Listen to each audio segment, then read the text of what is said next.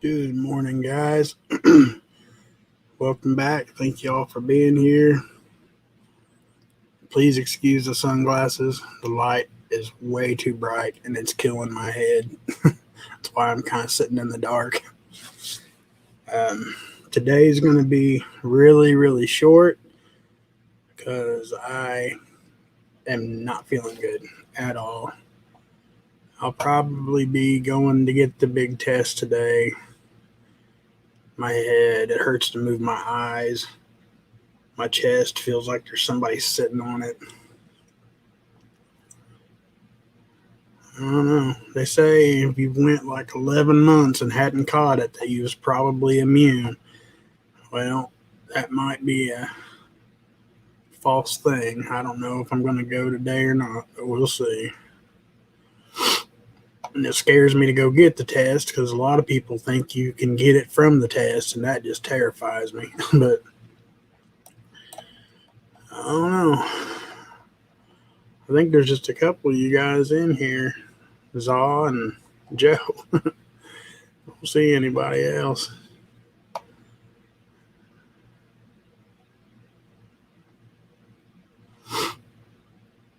I hope it's false.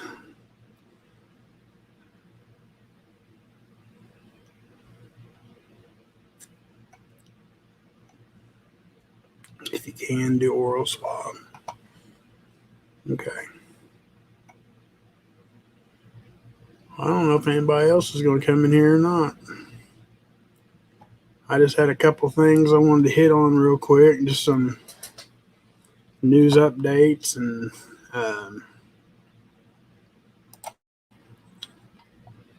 definitely want to keep everybody in our prayers for. I think it's supposed to make landfall in the States tomorrow morning. Louisiana is going to take the brunt of it, as far as I can tell.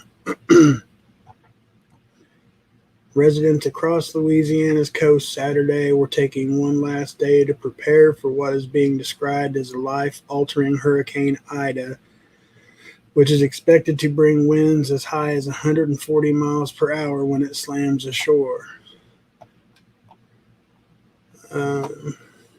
The storm is expected to make landfall on the exact date Hurricane Katrina devastated a large swath of the Gulf Coast 16 years earlier.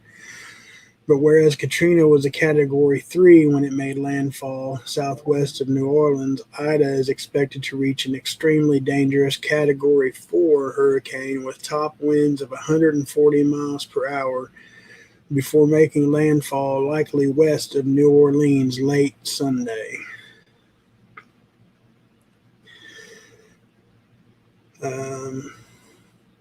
On Saturday morning, Ida's maximum sustained winds increased to 85 miles per hour. It was centered 440 miles southeast of New Orleans and was traveling northwest at 16 miles per hour, forecasters said. So again, keep everybody down there in your guys' prayers. I know we're supposed to get a lot of bad wind and rain from that, and I mean, we're way up here in Indiana, so I can only imagine what 125-mile-an-hour winds would have to be like. And we've seen the devastation of Katrina.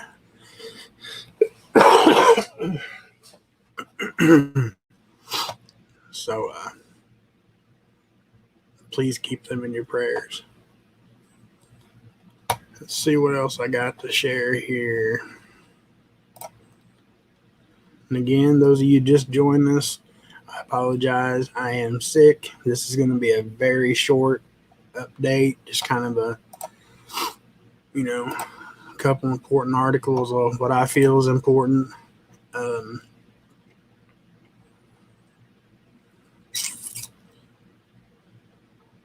Good morning, Shorty, Jennifer Cruz, Coral, Prepper Book Club, Carry Me Away. Good to see you guys this morning. Yeah, Jennifer, both of the girls work in public, especially Mandy, and it's all the time. We passing stuff around, and I don't know, Loretta, Coral. I'm thinking about getting the test today. I don't know. My head hurts so bad.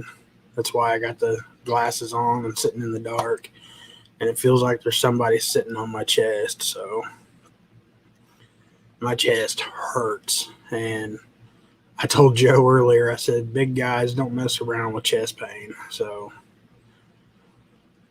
let's see. I do want to share this because this will affect a lot of people. Um, it's not hearsay. It's not, it's real. CDC to restart gun violence research. Um, they're trying to deem. I'll just read some to you.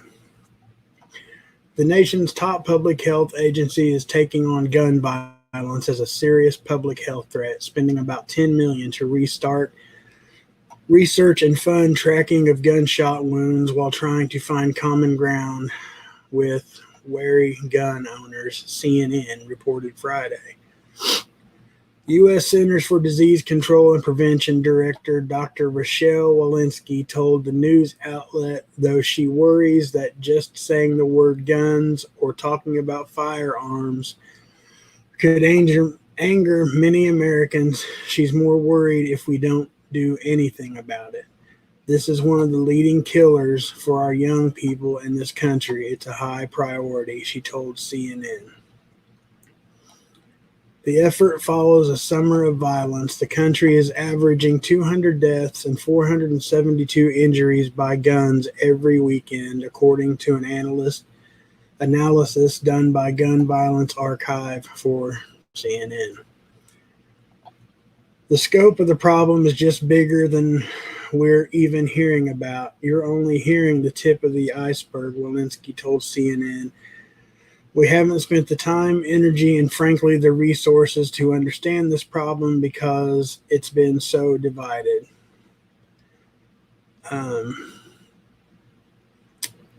Walensky plans include spending $2 million to fund tracking the number of people coming into emergency rooms with non-fatal gunshot wounds.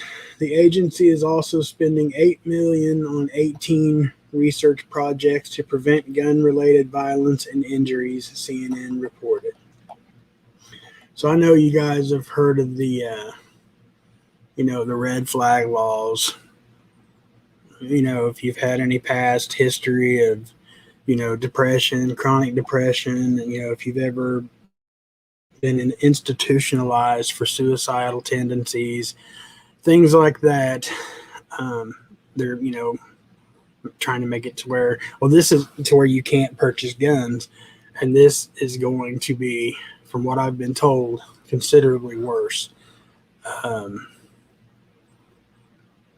You'll have to read into it on your own because I don't have a lot of air today.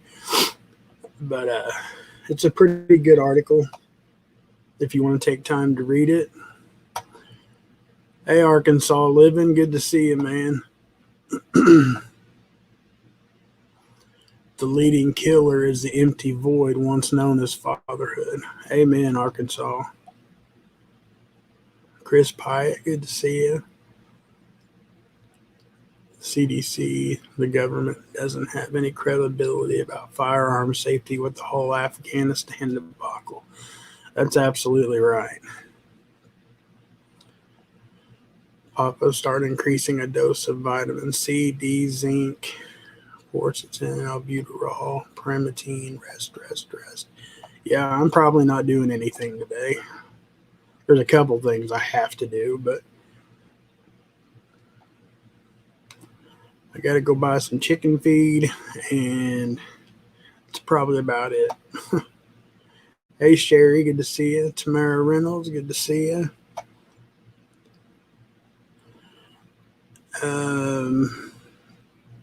Mandy is just now getting over it again. She had it again. That's what I'm saying. Them working, especially her, works in the public every day. People come in there hacking and snotting, and it's not, it's like her employees, and it's not their fault. I mean, but they're passing it back and forth, and it's inevitable. She brings it home, and then, sorry, I forgot that was up there. Um, of course, she's going to bring it home to us. And I very rarely get sick, but I think she's just bringing so much of it home that I just don't have a chance. Let's see what else I got here.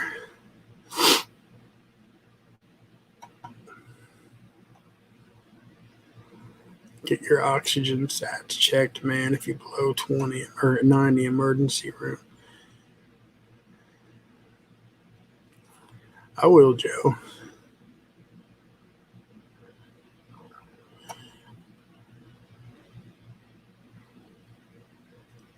I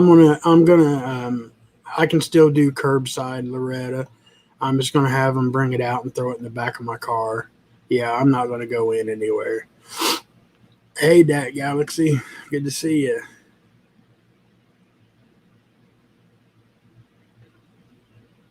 Debbie Paints, good to see you. Thanks for being here. You need to look at building your bodies up with nutrition. That's the best way. Absolutely. A couple other things here.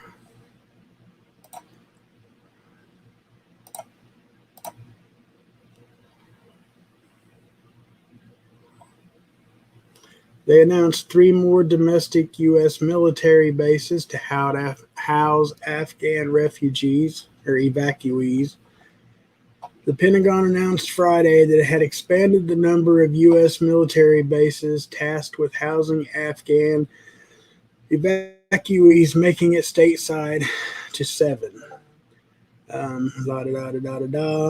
It is base Quantico, Virginia, Fort Pickett, Virginia, and Holloman Air Force Base, New Mexico, to provide additional support to the U.S. mission to evacuate Afghans, special immigrants, visa applicants, their families, and other at-risk individuals. Kirby said the 3 new bases joined 4 bases previously announced: Fort Lee, Virginia, Fort McCoy, Wisconsin, Fort Bliss, Texas, and Joint Base McGuire Dix, Lakenhurst, New Jersey, and providing support. The combination of the 7 installations will create a capacity for up to 50,000 Afghans and their families. As of Friday, the Biden administration has said that just under 7,000 Afghan evacuees are in the United States and are being processed. And of course, there's already 100 of them that are on the high risk or the watch list. I did find out yesterday we were supposed to house a bunch of them at Camp Atterbury, which is really close to me and Coral. But enough people basically raised hell about it, and they've put that off. I'm not sure for how long, but they bought a little bit of time with it. Hey, Adriana, good to see you. Tammy, good to see you. Maureen, good to see you. Northern Girl, good to see you. Pinky McGee, good to see you.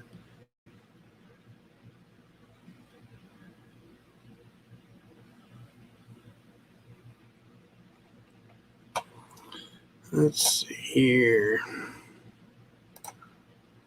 I think I got one more here.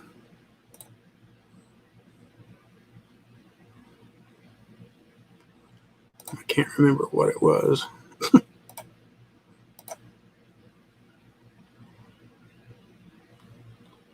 Oh, maybe nothing.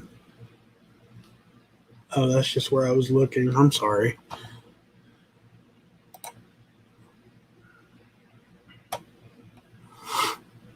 Who exactly decides where these people get dropped off? Do the states have to agree to take them? I'm not sure, Chris. I have no idea. As of just a few days ago, the community over around Camp Atterbury had no idea they were even coming until it got leaked. And like from what I was told yesterday, it was, I mean, they raised a big stink about it, like threatening to shut down parts of Edinburgh, closing their stores, that kind of thing. So we'll see how that goes. Mark Miller, good to see you. Thank you very much, man. I appreciate it.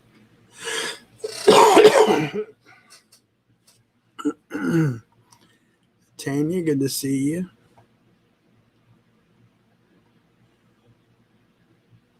I do truly, sincerely care about all who are in this community. Well, thank you very much, Tanya.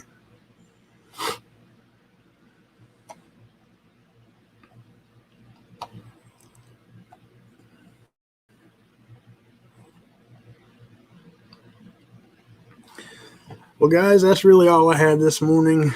Like I said, I just wanted to get on here and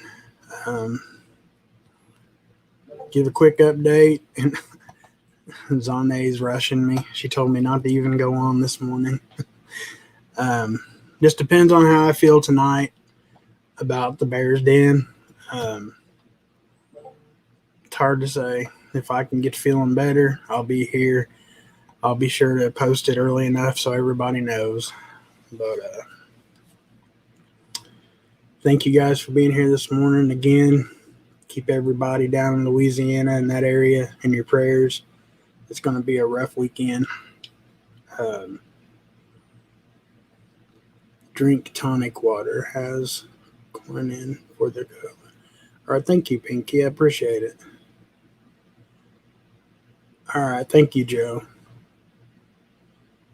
Thank you, Carrie. I appreciate it. Kim's Farm Life, good to see you. Thank you. But like I said, I'll get it posted tonight or early enough so you guys know what I'm doing this evening and how I'm feeling. So, but I will see you guys later. God bless y'all. I love each and every one of you guys. Papa Prepper out.